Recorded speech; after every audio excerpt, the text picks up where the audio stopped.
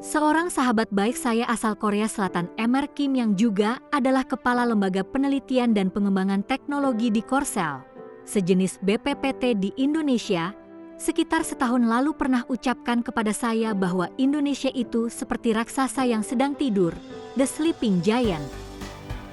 Dia ucapkan analogi itu karena melihat potensi luar biasa yang dimiliki Indonesia berdasarkan luas wilayah, jumlah penduduk dan kekayaan alam yang dimiliki Indonesia. Emer Kim membandingkan Indonesia dengan Korea. Luas Republik Korea Selatan hanya 100.300 km2 dengan penduduk sekitar 50 juta jiwa, bandingkan dengan luas Pulau Jawa 137.000 km2 dengan penduduk 130 juta jiwa.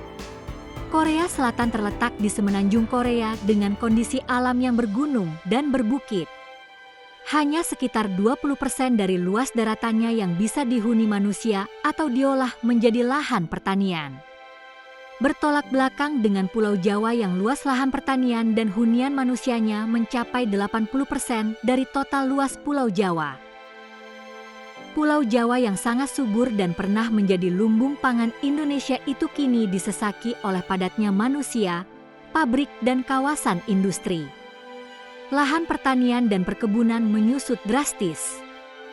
Predikat Pulau Jawa sebagai lumbung pangan Indonesia pun sudah menghilang. Korea seperti halnya Taiwan dan Singapura adalah negara yang memiliki luas wilayah daratan sangat kecil. Lahan pertanian Korsel dan Taiwan sangat terbatas. Apalagi Singapura yang malah tidak punya lahan pertanian sama sekali dan kebutuhan pangannya 100% impor. Negara-negara seperti ini sangat iri kepada Indonesia yang luas daratannya hampir 2 juta km2. Imajinasi mengenai apa yang akan dilakukan jika punya negara seluas Indonesia selalu terbayang menari-nari di benak mereka. Keterbatasan luas daratan menyebabkan Korea, Taiwan dan Singapura mencari cara terbaik untuk memenuhi kebutuhan dan mensejahterakan rakyatnya. Tumpuan mereka adalah sektor teknologi, jasa keuangan dan pariwisata, perdagangan internasional, industrialisasi dan sebagainya, yang semuanya itu tidak memerlukan lahan tanah yang luas. Taiwan dan Korsel terkenal sebagai produsen elektronik terkemuka dan terbesar di dunia. Mereka mengungguli dunia barat dalam industri elektronik dan perkapalan. Rahasia kemajuan dan kemakmuran mereka terletak pada ribuan penemuan baru setiap tahun di bidang teknologi tepat guna dan tersedianya industrialisasi untuk semua penemuan baru itu. Luar biasa. Meski Korea sudah lama menjadi negara maju dan makmur, namun mereka tetap ingin dan selalu bermimpi miliki lahan yang luas.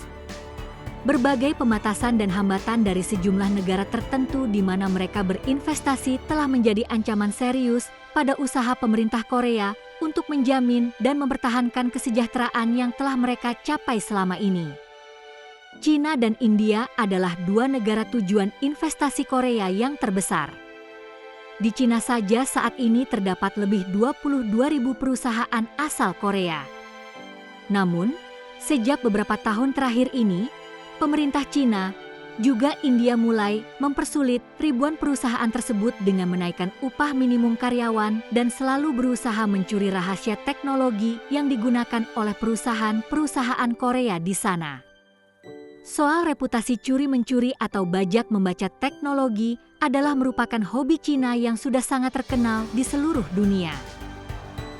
Berbeda dengan Cina, Taiwan apalagi Jepang, menurut Emer Kim, putra seorang jenderal pada masa Perang Korea 1950 hingga 1955, yang juga adalah kakak angkat saya itu, Indonesia merupakan surga bagi investasi Korea.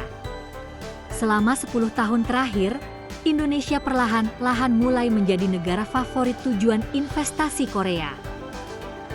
Semua yang ada di Indonesia sangat menyenangkan investor Korea kecuali atas 3 hal, yakni 1. Korupsi dan kebobrokan birokrasi, 2. Keterbatasan infrastruktur, listrik, telepon, jalan, pelabuhan dan sejenisnya, serta 3.